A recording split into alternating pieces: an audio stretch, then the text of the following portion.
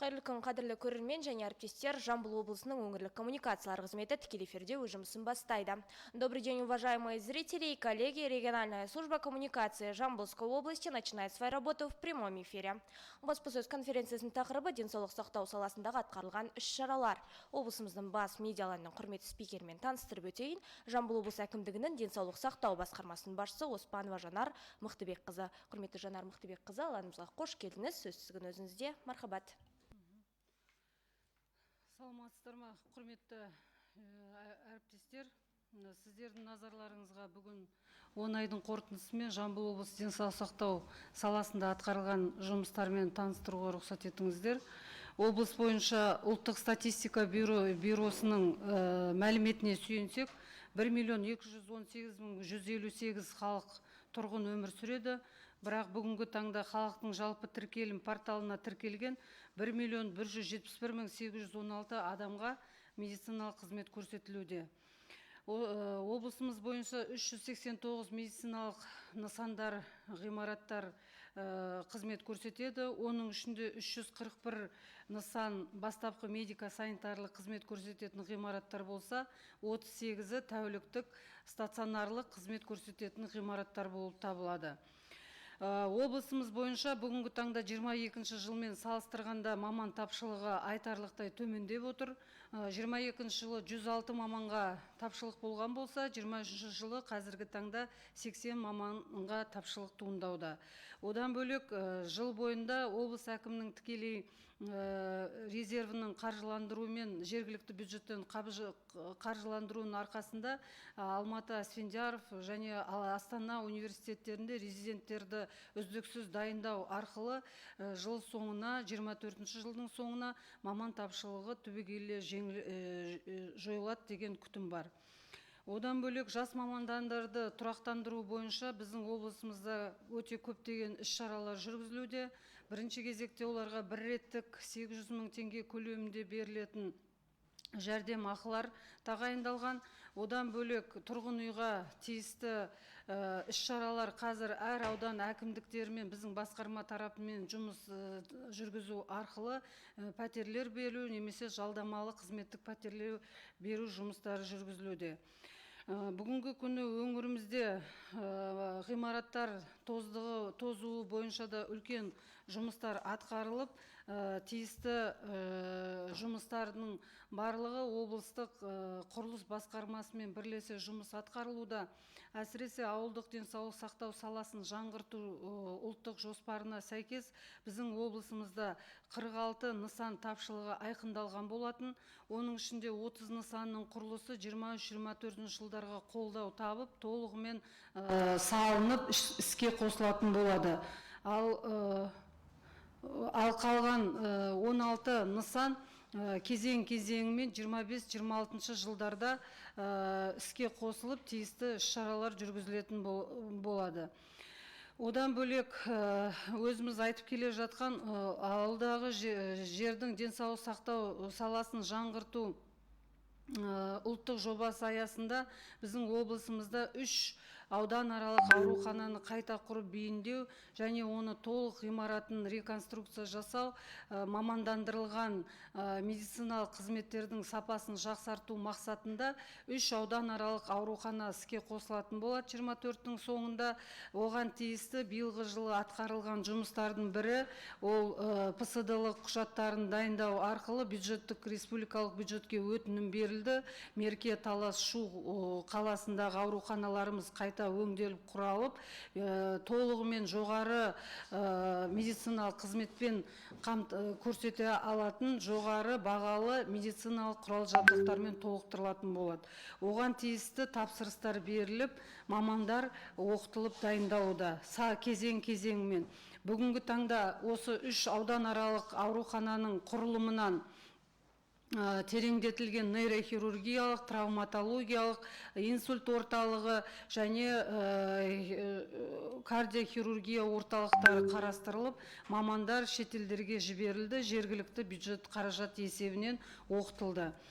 Өздеріңіз білетін, біздің облысымызда бүгінгі таңда дүниежүзілік денсаулық сақтау ұйымының негізгі бағыттарына сәйкес денсаулық сақтау министрлігімен бекітілген бұйрықпен бес үздік тәжірибелер орталығы құрылған. Бастапқы медико санитарлық көмек құрамынан Мерке Талас Аса ауданында және қалада 5-ші, 2-ші емхана, Шу емханасы және одан бөлек 9 шағын үздік тәжірибелер орталықтары құрылып, халыққа қызмет көрсетіп жатыр. Бұндағы үздік тәжірибелер орталығының негізгі мақсаты бастапқы медико-санитарлық көмек көрсету жүйесіндегі инновациялық жаңа технологиялық әдістерді үздіксіз енгізу бірінші мақсаты, екінші мақсаты өзіміздің тәжірибелік мамандардан оқытылған, дайындалған тренер, координаторлар өзіміздің мамандарымыздың біліктілігін үздіксіз сол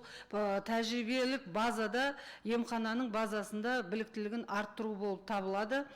Және одан бөлек жаңа заманауи басқару құралдарын енгізу бұл жерлерде үздіксіз қарқынды жүргізіліп жатыр. Басқару құралдарының бірі мына проекттік басқару немесе проектное управление дейді. Ол жерде біздің өзіміздің координаторларымыз, оқытылған мамандарымыз бір проектті өздері толығымен жасап, өздері басқарып, халыққа тиімділігін көрсетуде. Соны атап өтетін болсақ, біздің облыста бүгінгі таңда қарқынды өте жоғары деңгейде 12 проект жүргізілуде. Оның біріншісі ерлер денсаулығын қорғау және олардың өмір сүру жасын ұзарту,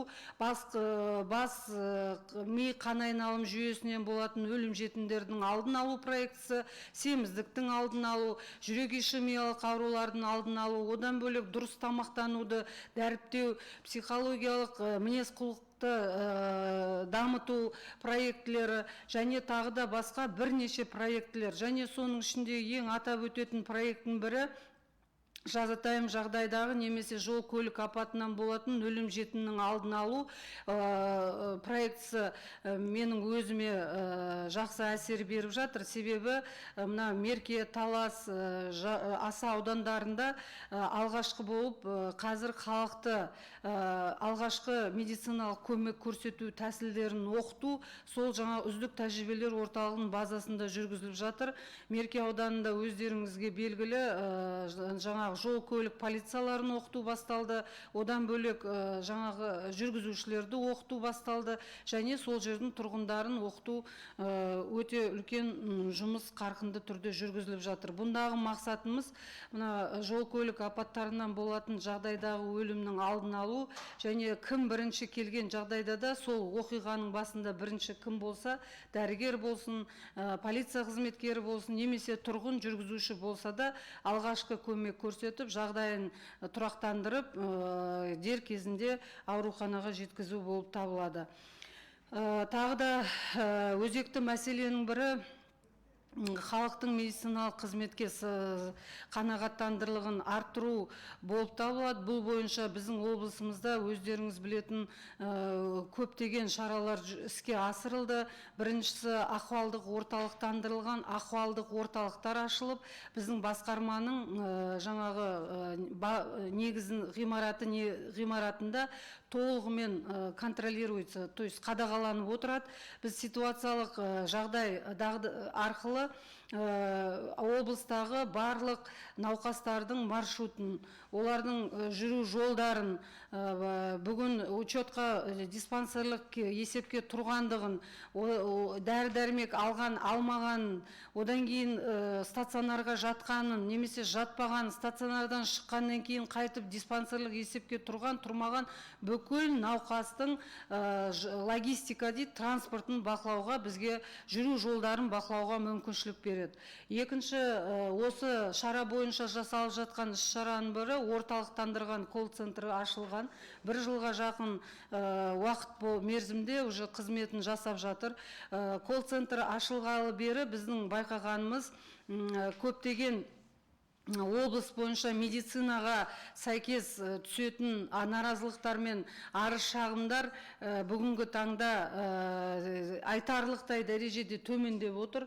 Себебі 9 айдың қорытындысымен қарағанда колл-центрге бірыңғай колл-центрге облыстық басқармаға түскен арыз шағымдар тез арада тиісті емдеу мекемесіне жіберіліп, тап қазір осы жерде принципімен науқастардың наразылығы, шағымдары, өтініштері бірінші басшыларымен қосылып, сол мекеме ұжымдарымен шешілу жолға қойылды.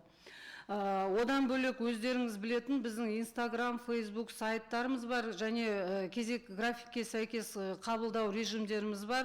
Одан бөлек тағы да біздің құпия агенттердің жұмыстары назарға алынып, соның арқасында көптеген мәселелер тап қазір осы жерде принципімен шешімін тауып жатыр. Енді тағы айта кететін атқарылған жұмыстардың бірі, өздеріңіз білетін ана мен бала денсаулығын қорғау қызметі бойынша үлкен жұмыс жүргізілді.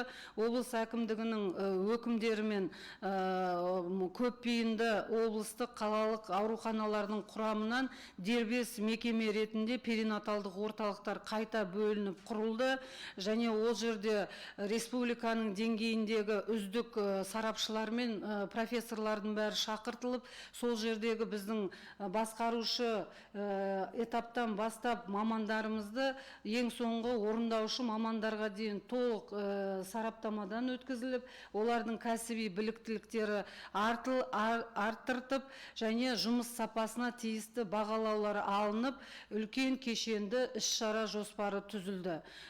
Және соның нәтижесінде акушерлік ота жасау технологияларын үздік меңгеру тақырыбында біздің облыстан 14-тен аса акушер-гинекологтар Москва, Ресей қаласына бар біліктілігін арттырып келді, және неонаталдық көмек бойынша біліктілікті арттыру үздігінен жалғасатын болады ары қарап. Одан бөлек акушерлік қан кетулер кезіндегі көрсетілетін шұғыл жағдайлар, акушерлік критикалық жағдайлардағы көрсетілетін шұғыл жағдайлардың алдын алу бойынша үздіксіз оқыту және білім жұмыстары қазіргі таңда жалғастырылуда. Соған сәйкес жаңа перинаталдық қызмет бойынша асқыну жағдайлары айтарлықтай мына соңғы 3 айдың көлемінде төмендеп отыр. Өздеріңіз білетін тағы бір үлкен саланың бірі әлеуметтік саладағы ауру шаңдықтар. Олардың бірі мына онкологиялық аурулар, немесе қатерлі ісіктерден болатын аурулар. Осы қатерлі ісіктерден болатын аурулардың алдын алу, әлеуметтік аурулардың алдын алу бойынша біздің облысымызда мемлекет бюджеті есебінен, республика бюджеті есебінен 2 миллиардтан аса қаржы қаралған. Бүгінгі таңда бүкіл облысымыздың тұрғындарына скринингтік профилактикалық тексерулер, ерте кезеңнен созылмалы ауруларды анықтау кешенді іс жоспарға сәйкес өте қарқынды жүргізілуде. Межеленген жоспар бойынша бүгінгі таңда 80%-дан асқан тұрғындар өзінің профилактикалық тексерулерін тіркелген емханаларынан алып жатыр. Бұл скринингтік профилактикалық тексерулердің негізгі халыққа тиімділігі кез келген ауруды ерте кезеңде анықтау арқылы одан болатын асқынулар мен өлім жітімнің алдын 90%-ға дейін алдын алуға өте үлкен мүмкіншілігін тигізеді. Және бұл жағдайда біздің облысымыз бойынша облыстың барлық бас дәрігері, облыстық деңгейдегі облыстық онкология бас дәрігері, туберкулезге қарсы аурухананың бас дәрігері, инфекциялық аурухананың бас дәрігерлерінің барлығы басқарманың бұйрығымен облыс бойынша осы жүйелерді реттейтін, осы жүйелерді үйлестіруші болып бекітілген. Олардың әрқайсының ауданда өздерінің үйлестірушілері қосымша сатымен бекітіліп, оқытылып, қазір олар сол жергілікті жерлерде осы жұмыстардың қызметін бақылауға тиісті жұмыстарды атқаруда. Дегенмен де көрсетіліп жатқан көптеген іс-шараларға қарамастан айтарлықтай мәселелерде туындауда. Бірінші кезекте халық тарапынан көптеген біздің дәрігерлерге айтатын жаңағы наразылықтары бар. Ол наразылықтардың барлығын зердеу барысында анықталғаны, жаңағы дер кезінде қызмет көрсетілмейді, кезек күттіретін жағдайлар бар, тағы да басқада портал күту, немесе былай айтқанда пара беру дегенде фактілер жайында наразылықтар түскенімен біз зерделеу барысында нақты дәлелденген фактылар болған жоқ. Енді бірақ осы жағдайлардың бәрібірде алдын алу бойынша үлкен жұмыстар жүргізіліп жатыр бізде. Қазір облыстың сыбайлас жемқорлыққа қарсы департаментімен бірлескен бұйрық әкімдікпен жасалған, облыс әкімімен, соның негізінде сыртқы талдау жұмыстары денсаулық сақтау саласы бойынша қарқынды жүргізілді. Және соның негізіне комплаенс офицерлер әр мекемеден тағайындалып, штаттық бірліктер беріліп, оларды этап-этапымен оқыту басталды. Бұл жерде жаңа айтып өттім, наразылықтың бірінші себептерінің бірі қарым-қатынас коммуникациялық компетенцияларға шағымдар көп болды. Соған сәйкес біз дәрігерлеріміздің бәрін коммуникатикалық компетенция немесе қарым-қатынас біліктіліктерін арттыруға тиісті тренингтермен жұмыстарды күшейттік. Одан кейінгісі жаңа мынау әсіресе міндетті әлеуметтік медициналық сақтандыру жарнасын төлемеген тұрғындарымыздың арасында медициналық қызметтің шектелулері байқалуда. Бұл мәселе бойынша біз жыл бойы айтып келеміз, көптеген жерлерде жариялап отырмыз, бірақ оған қарамастан мына тұрғындарымыздың міндетті әлеуметтік медициналық сақтандыру жарнасын төлеуі өте жаңағы жай жүріп жатыр. Осы кезеңді пайдалана отырып айтып өткім келеді.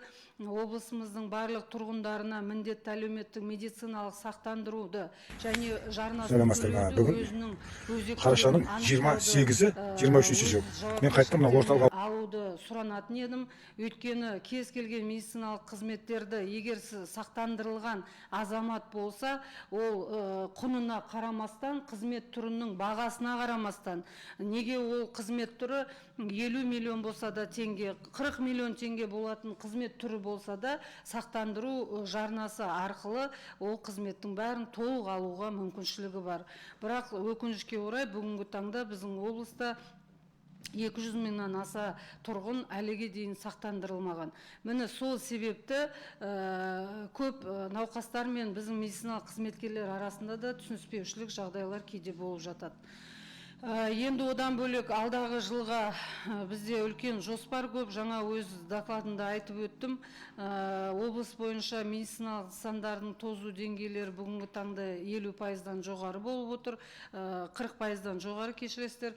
Соған сәйкес келесі жылға 24, 25, 26 жылға кешенді жоспар түзіліп, кезең-кезеңмен мына облыстық деңгейдегі ауруханалардан бастап, ауылдағы ең шеттіге жатқан ауылдардың барлығына да медициналық ғимараттар салу жоспарымыз да бар. 24 жылға облыс деңгейіндегі ірі мына облыстық көпбейінді аурухананың жаңағы құрылысын 400 төсек орынды құрылысын салуға тиісті құжаттық рәсімдеу жұмыстары басталды. Одан бөлек облыстық перинаталдық орталықтың құрылысына сәйкес құжаттық рәсімдеу жұмыстары, облыстық инфекциялық аурухана, облыстық жедел жәрдем станциясы бойынша тиісті ғимараттар салу заманауи талапқа сай. Солардың барлық жұмыс іс-шаралары басталуда. Одан бөлек осы кезеңді пайдалана айтып өткім келеді. Мысалы, әсіресе мына ауылдық денсаулық сақтауды жаңғырту жобасы аясында біздің облыста 10 жылжымалы медициналық автобустар шалғайдағы елді мекендегі біздің жерлестерімізге қызмет көрсету жыл бойы бекітілген жоспарға сәйкес жүргізілуде, үздіксіз жүргізілуде. Бүгінгі таңда ауылды елді мекендерге біздің әрбір аудан орталығынан үлкен мамандандырылған мамандардан құралған кардиолог, эндокринолог, гинеколог, травматолог, хирург, стоматологқа дейін құралған үлкен жұмысшы топтары шалғайдағы ауылдарға барып, сол жердегі жерлестерімізге тиісті консультативті кеңесті қызметтерді көрсетіп келеді. Ол бойынша да бұл жұмыс қарқынды жасалып, біздің тікелей қадағалауымызға алынуда. Тағы бір айта кететін жағдай, халық үнін еститін медициналық жоба аясында біздің өзіңіздеріңіз білесіздер, облыс әкімі келгелі де бізге үлкен талап қойып отыр. Ербол Шақпаевич халық үнін еститін мемлекет аясында жұмыс жүргізуді тапсырған. Соған сәйкес халық үнін еститін медицина жобасын енгізу үшін біздің медицина саласында бүгінгі таңда халық кеңестері құрылып отыр. Облыстық денсаулық сақтау басқармасының құрамынан халық кеңесі бөлек құрылды, және әр ауданның бөлінісінде ауруханаларда өздерінің халық кеңестері құрылған, ауыл-ауылға дейін құрылып отыр. Бұлардың негізгі мақсаты халық арасындағы болып жатқан өзекті мәселелерді, әсіресе мынау денсаулық пен медицина саласына қатысты мәселелердің бәрін өздері анықтау арқылы айына бір рет медицина қызметкерлерімен және медицина әкімшілігімен бірлесе отырып өздері жаңа кеңес жүргізеді. Кеңесте негізгі фокус группаларды, өзекті фокус группаларға топталған мәселелерді анықтап, сол жерде тап қазір осы жерде по принципу здесь сейчас жаңағы түзу жолдарын өздері анықтайды. Және ол жердегі мәселелер жаңағы жақын маңда шешілетін, алдағы уақытта шешілетін болып топтарға бөлініп, ол да бізге қазір жақсы тиімді әсерін көрсетуде. Одан бөлек атқарылып жатқан тағы бір үлкен іс-шараның бірі мына халықты тегін дәрі-дәрмектермен қамтамасыз ету. Өздеріңіз білесіздер, еліміз бойынша, республика бойынша бірыңғай дәрі-дәрмек беруші, тасымалдаушы СК Фармация жаңағы жауапкершілігі шектеулі әріптестеріміз бар. Олар да біздің облыспен тығыз жұмыс атқарады. Бүгінгі таңда облысымызда 9 миллиардқа жақын теңге қаражат бөлініп, соған сәйкес мынау диспансерлық учетта тұратын, есепте тұратын созылмалы аурулары бар науқастарымыздың барлығы мүмкіндігінше тегін дәрі-дәрмектермен қамтылуда. Бұл жерде де айта кететін мәселелер бар. Әрине тұрғындар тарапынан кейде наразылықтар болып жатады. Біз дәрі-дәрмек алмаймыз деген осы кезеңді пайдаланып айтқым келеді. Тұрғындардың барлығына әр тұрғын өзінің жаңағы құқығын білетін болса, барлық медициналық қызмет өз дер кезінде берілетін болады. Тегін дәрі-дәрмектер амбулаторлық деңгейде кімдерге беріледі? Өзі 25 динамикалық бақылауда болатын созылмалы аурулардың тізімі бар. Сол аурулар бойынша диспансерлік есепте тұратын кез келген науқас амбулаторлық деңгейде тегін дәрі-дәрмек алуға құқығы бар. Келесі айта кететін жағдай, балаларға да және жүкті әйелдерге де осы тегін дәрі-дәрмектер беріліп отырады жыл 12 ай. Енді тағы бір тоқтала кететін мәселе, бағана міндетті әлеуметтік медициналық сақтандыру жарнасы бойынша айтылды. Бұл жерде жарнадан босатылған 16 санаттағы азаматтарымыз бар. Бұл азаматтар жарна төлеуден босатылған.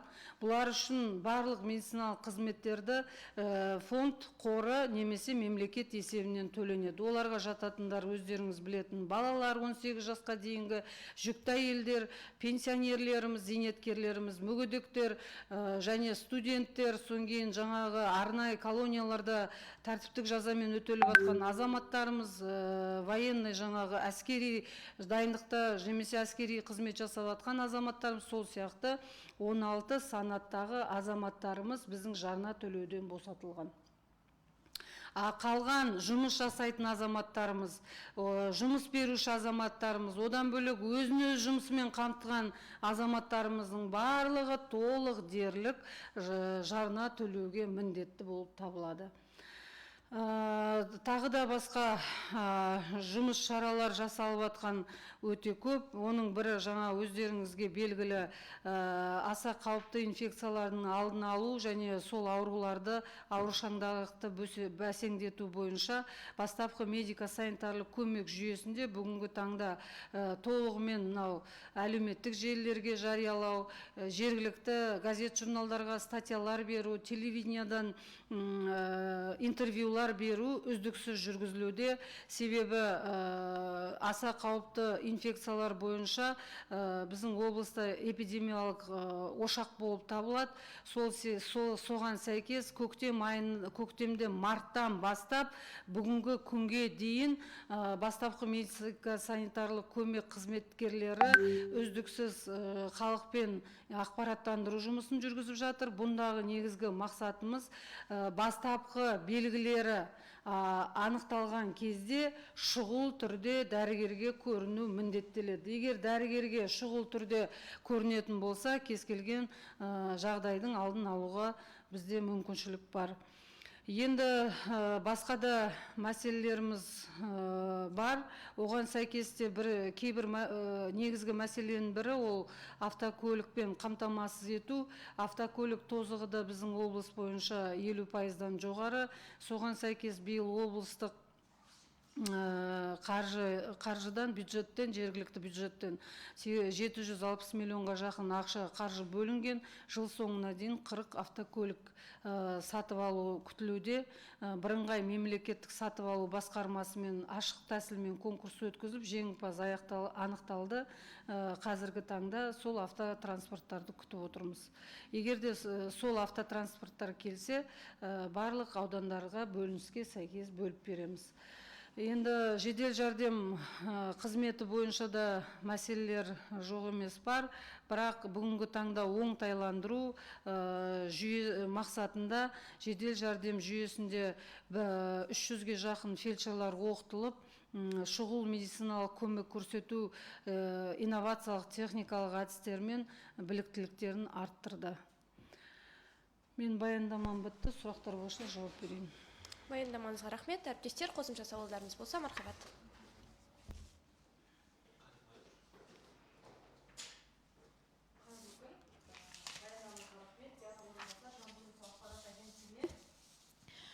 Мендегі сұрақ енді қазіргі ахуал қызылша ғой, елімізде қызылша ауруы өршіп тұрған белгілі. Әсіресе бүгін министрлік берген ақпараты бойынша Жамбыл облысы 3-ші орында тұр қызылша жұқтырудан. Жағдай күрделенген соң екпе алушылар саны қандай болып жатыр, пайызбен айта аласыз ба? Өңір тұрғындарын қаншасы екпе алған, алмаған? Дәл қазір болады қайтейін. Жақсы, рахмет. Сұрағыңыз орынды және өзекті деп есептеймін. Бүгінгі таңда біздің облысымызда бүгінгі күнге дейін 2398 жағдай тіркеліп отыр, аурушаңдық қызылшамен. Оның ішінде 80% дер кезінде екпе алмағандықтан ауырып отырған жағдай анықталды. Енді осы 2398 азаматтың 13% ауыр халде ауруханаға түсті. Бұл вирустық инфекция болғандықтан бұның негізгі зақымдайтын мүшелері ол ми, бас миы, сосын өкпе, жүрек сияқты негізгі органдарды, мүшелерді зақымдайды және тез асқынулар береді. Оның ішінде көбінде қазір ауырып жатқан балалар, 2 жастан 4 жасқа дейінгі, 6 жасқа дейінгі балалар көбірек ауырып жатыр. Және бұл жерде екпе бірінші кезекте бұл қызылша ауруының алдын алу ең негізгі әдісі бұл қызылшаға қарсы екпе алу болып табылады. Жоспарға сәйкес біздің облыста 98 мың адам, 98 мың баласы бар, не алу керек болады, жаңағы кезең-кезеңмен екпе алу керек болады. Бүгінгі таңда 21 мыңға жақын контактныймен қосқанда тұрғындар екпе алды. Және балалар, оның ішінде әсіресе енді екпе алмай қалып жатқан балаларымыз да бар, медициналық жаңағы көрсетілімдерге байланысты. Содан кейін діни ағымдағы азаматтарымызға байланысты қарсы наразылық білдіріп жатқандарымыз да бар. Өкінішке орай олармен қазір жұмыс қарқынды жүргізілуде. Соған сәйкес вакцина бойынша, екпе бойынша бізде жұмыс күнделікті қатаң бақылауда тұр. Енді екпенің, вакцинаның қоры біздің облыста жеткілікті. Қазіргі таңның өзінде резервте бізде 15 мың вакцина тұр. тағы 6500 вакцина келеді деген жоспарымыз бар декабрьдің, желтоқсанның соңына дейін, және келесі жылы январь қаңтар айынан бастап 98 000 жоспарланған вакцинамыз тағы келеді. Жақсы, Жанар ханым, тағы бір сұрағым. Бүгін енді мен әріптестерім түсірілім топ қаладағы емханаға және де жұқпалы аурулар емханасындағы жағдайды көріп қайтқан болатын. Себебі күні кеше шығып жатқан статистикалар адам қорқытатындай ғой негізі. Енді келіп түсіп жатқан адамдар өте көп. Емхананың фильтрінде ұзын сонар кезек, ал аурухана ішінде өкінішке қарай кіре алмадық. Тұрғындардың айтуынша ауруханада орын болмаған соң ауданға жіберіп жатыр дейді. Бұл ақпарат рас па? Қаншалықты рас? Бұл жерде айқындап кететін тұстар өте көп. Облыс бойынша бүгінгі таңда нақты басқарманың бұйрығымен 325 төсек орын бекітілген. Оның ішінде 150 облыстық жұқпалы ауруханалардың құрамынан белгіленіп отыр. Қалған төсек қорлары аудандардан белгіленіп отыр. Біздің мына қалаға жақын аудандардан. Енді мына ауру түріне қарай ауру 3 кезеңге бөлінеді, 3 сатыға: жеңіл, орташа және ауыр түрі дейді. Мына жеңіл түріндегі науқастарды көбінде үй жағдайында емделуге болады. Оларды міндетті түрде емханаға немесе ауруханаға әкелу міндет емес, үй жағдайында қалдырып, аймақтық дәрігерлердің қадағалауымен, бақылауымен емдеуге міндеттелген. Орташа жағдай, жеңіл жағдай. Ал енді орташа жағдайлар, ол күндізгі стационарларда емделуге тиісті. Ал ауыр жағдайдағы науқастарымыз жаңағы тек төсектік, тәуліктік ауруханаларда емделуі тиіс. Жаңа мен атап өттім, біздің статистиканың ішінде 13,9% ауыр жағдайда. Бірақ өздеріңіз білесіздер, тұрғындар арасында кішкене паника дейма, сондай да бір жағдайлар болып жатыр. Сол себепті жаңа сіз айтып жатқан фильтрдағы жағдай, ол сараптау деп аталады бізде. Сортировка, кімге тәуліктік көрсетілімі бар, оның бәрі жатқызылуда. Енді төсек қоры бойынша арғарап тағы тереңдеп айтайын, менде желілерде көріп отырмын, ешқандай біздің облыста алаңдайтын тұстары жоқ.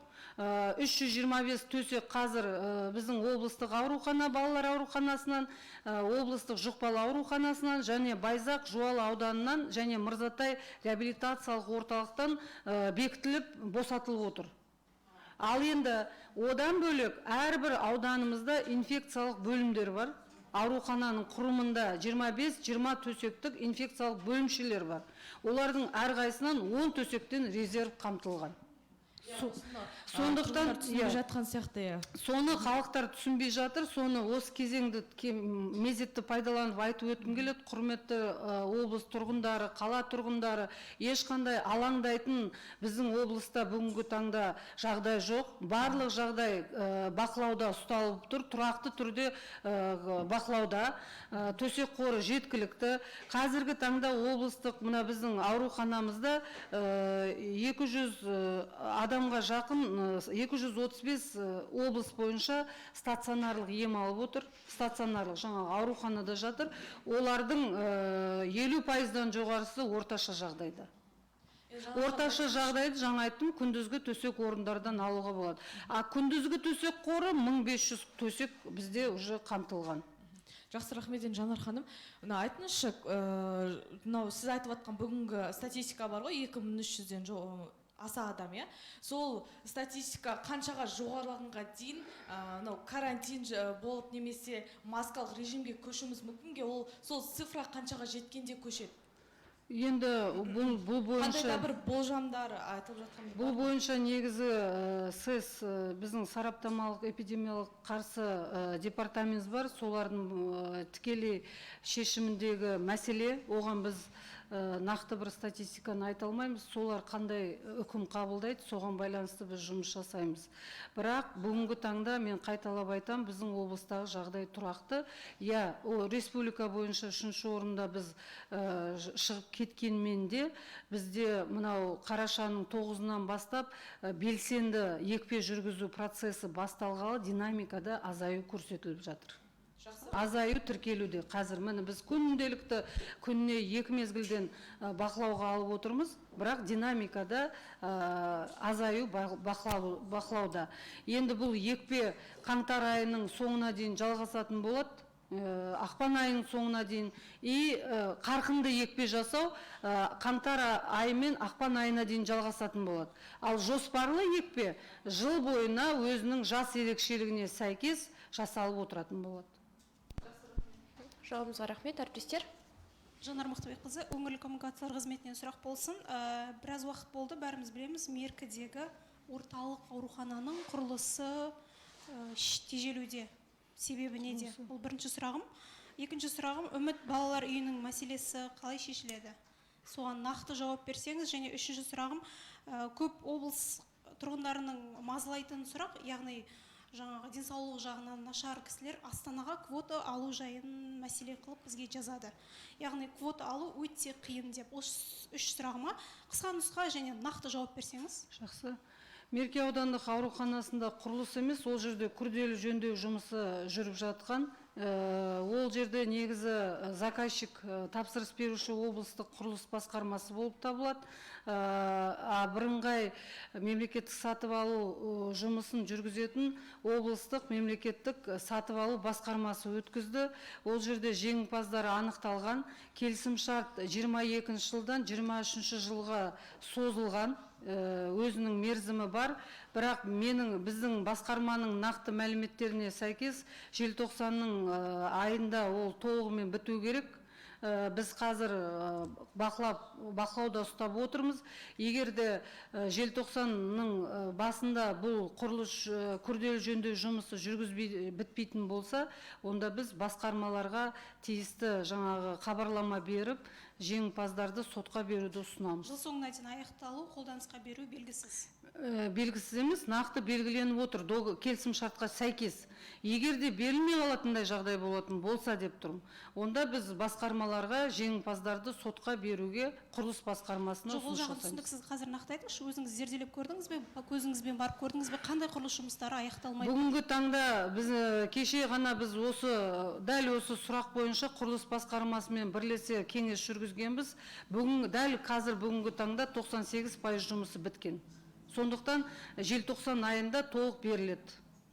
Өйткені сіз күмәнді айтып отырсыз да, бітпей қалуы мүмкін деп. Жоқ, мен айтып отырмын, бітеді, беріледі. Ал егер деп отырмын, вдруг бітпей қалған жағдайда кемшіліктер болып. Яғни ондай мүмкінді болуы мүмкін, да? Енді құрылыс басқармасының, мен сізге айтам, құрылысшы емес, мен дәрігермін. Енді құрылыс басқармасының сарапшыларының айтуынша жұмыс толығымен бітеді, қабылдайтын құрылыс басқармасы. Олар қабылдаймыз деп сенімді отыр. Енді үміт балалар үйі бойынша, өздеріңіз білесіздер, бірнеше мәселе қозғалған осы күнге дейін. Үміт балалар үйі негізінен мемлекеттік мекеме болып табылады. Ол жерде 70 төсек орынға арналған. Үміт балалар үйінің негізгі қызметі мамандандырылған психологиялық медициналық көмек көрсету болып табылады. Ол жерге баратын контингент уақытша отбасы кризистік жағдайға түсіп қалған отбасының балалары 0 жастан 3 жасқа дейін ғана, содан кейін перзентханаларда тастанды балалар деп айтуымызға болады, немесе әке шешесі бас тартқан нәрестелеріміз уақытша жаңағы өзінің егелерін тапқанға дейін, немесе заңдастырғанға дейін уақытша ұстайтын медициналық, психологиялық көмек көрсету орталығы болып табылады. Енді ағымға сәйкес жаңағы қоғамда қазір балаларды ол жерге аз өткізуге байланысты біздің үміт балалар үйінің 70 төсек нагрузкасы, жүктемесі 30 төсекке дейін ғана жұмыс атқаруда. Соған сәйкес қысқартулар немесе өзгерістер енгізілетін болады. Бірақ оған қарамастан ол жерде негізінен құрылымдық қызметкерлердің структурасы ол педагогтар болып тұр. Педагогтар медициналық қызмет атқара алмағанмен, олар педагогикалық қызмет атқару керек. Енді бала саны аз болғандықтан, әрине педагогтарды қысқартуға түсуі мүмкін. Бірақ облыс әкімдігімен қазір жұмыс жүргізілуде, білім бөлімінен немесе біздің өзің медициналық кейбір мекемелерден әлеуметтік қызметкерлерге жұмыс барып істеуге, оларға жұмыс орны беріліп отыр. Осыған сәйкес мәселе шешіледі. Ал енді тағандай мәселе? Астана қаласына квота алу мәселесі. Астана қаласына квота алу мәселесі бойынша мен өзім мұны бір жыл бойы кезек-кезекпен тұрғындарды қабылдап отырмын, бірақ бүгінгі күнге дейін ондай мәселе біздің облыста орын алған естіген жоқпын.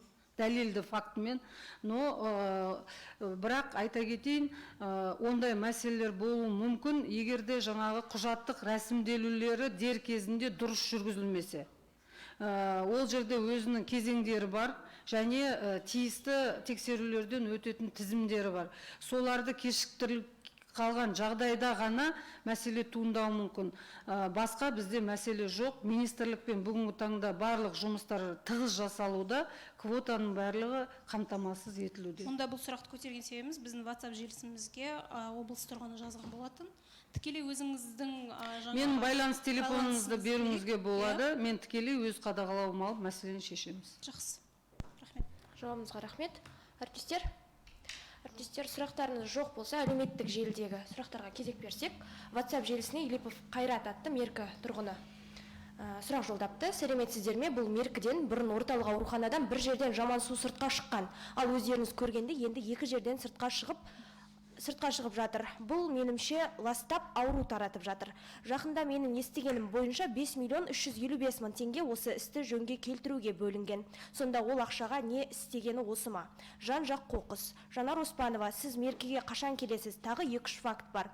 Бұл факттар арқылы менің ойымша қылмыстық іс қозғауға болады деп сұрақ жолдапты, және видео дәлелмен жолдаған. Жақсы, бүгін қарашаның 28-і, 23-і жыл. Мен қайттым орталық аурухананың жанында жүрмін, кәріз, және соларын төге тергеді жүрміз. Енді қазір қараңыздаршы, мінекей, міне істеп оңдағандар осы ма, мынандайларды қойған. Енді мен сіздерге ештеңе демей қойын. Міне, мына су қайдан шығып жатқан сулар көріңіздерші. Міне трубада, мінекей, мынаны көріңіздер. Міне, мен ештеңе демей қойын. Міне, істеген жөндегендер жұмыстар осы ма, қараңыздаршы енді. Мына жақты жауып тұрып, мен мынаны шығарып қойған, қараңыздар. Енді мына судың аққан жерін көрейік, мінекей. Міне. Алып жатқан жерін. Мынаны қараңыздар, міне. Не? Қандай, боқ, соқ, бәрі тұрған. Көрдіңіздер ме? Міне қараңыздар. Міне жауып қойды, көз баушы жасап, ана жақтан ағыз басап, мына жақтан ағыздық деген. Енді ана жақтары барып көре салай, міне. Адамдар қайтып жүреді жүреді. Төңірегін қоршадық дейді. Анау мынау істедік дейді. Соны көрейік, міне қоқыстарды көріңіздер. Міне не болып жатқан. Ана қоқысты көріңіздер. Бұл видео жегеніңізге жіберетін болады. Бұл видеоны мен бірнеше рет көргем, атап өтейін. Бұған дейін де бірнеше рет Фейсбукқа да, Инстаграмға да, Евразия телеканалынан да шыққан. Бұл мәліметтің жүргеніне бір айдан уақыт өтті. Бұған сәйкес облыс әкімдігінен де басқарманың құрамынан және облыстық СЭС тарабы департамент комитетінен жұмысшы топ құрылып, Мерке ауданына зерделеуге бірнеше рет барған. Бұл мәселе бойынша мынау жаңа кәріз суларының жиынтығы не деп жатты, уландырып жатыр дейді. Ол факт дәлелін тапқан жоқ, жалған факт болып табылды. Жұмысшы топ экспертиза сараптама жасалған. Енді жаңа айтып жатыр, 5 миллионға жақын ақша бөліп деп, өкінішке орай әлі ол 5 миллионның жеңімпазы анықталған жоқ, ол әлі порталда тұрған. Бұл да жалған ақпарат. Енді ол Мерке ауданына қашан келесіз деп жатыр. Менің өзімнің бекітілген кестеме сәйкес мен барамын, ол кісілермен жолғамын және жұмысшы топпен бірге барамын. Ал енді жаңағы кәріз жүйелерін жұмсау жұмысы өздерінің мемлекеттік сатып алу порталы мен жоспарына сәйкес кезеңмен іске асырылады. Ол біздің бақылауымызда тұр. Тұрақты бақылауда. Жауабыңызға рахмет. Берікбол Валиханов атты желі қолданушысы сұрақ жолдаған. Осыдан 2 ай бұрын аяғы ауыр ана қайтыс болды. Меркі ауданының орталық ауруханасының гинеколог акушерлердің кесірінен. Күйеуі де өзі де сол мекемеде жұмыс істейді. Бұл істі жауып тырысып жатыр облыс пен аудан денсаулық басшылары. Ол ма артынан қызының немересінің өлімін көтере алмаған туған әкесі бір айдан соң көз жұмды. Бұл Меркідегі жалғыз ғана оқиға емес деп жолдаған. Жақсы, Мерке ауданының халықтың белсенділігіне рахмет айтам. Ол өлім жағдайы бойынша үлкен бізде сараптамалық және зерделеу жұмыстары әлі жалғасуда. Ешқандай да облыс басқарма тарапынан немесе прокуратура тарапынан бұл жұмыс жабылған жоқ. Жаңағы комитет контроль качества дейді, медициналық қызметтің сапасын бақылау комитетін тікелей ол құзыреттілігінде. Біздің де құзыреттілігімізге жатады, біз өзіміздің тиісті шараларымызды көрдік, және ол жерде өлім себептерінде алдын алуға болатын предотвратимый и непредотвратимый смертные случаи болады, соған сәйкес шаралар қабылданады. Бірақ менің білуімше, біздің мәліметке сәйкес, біз облыстық прокуратурамен бірлесе жұмыс жасап жатырмыз. Бүгінгі таңда әлі прокуратураның тексеруі біткен жоқ. Бізде оның мәліметін күтіп отырмыз, қалай бізге түседі, бізде тиісті шаралар. Бірақ ол жерде жіберілген қателіктер, кемшіліктерге сәйкес жаңағы шаралар көрілген. Жауабыңызға рахмет. Әріптестер, қосымша сауалдарыңыз болмаса, баспасөз конференциясын тәмамдаймыз. Құрметті Жанар Мақтыбекқызы, алаңызға келіп тақырып аясында толық ақпарат бергені үшін алғысымызды білдіреміз. Құрметті көрермен, аман сау болыңыздар.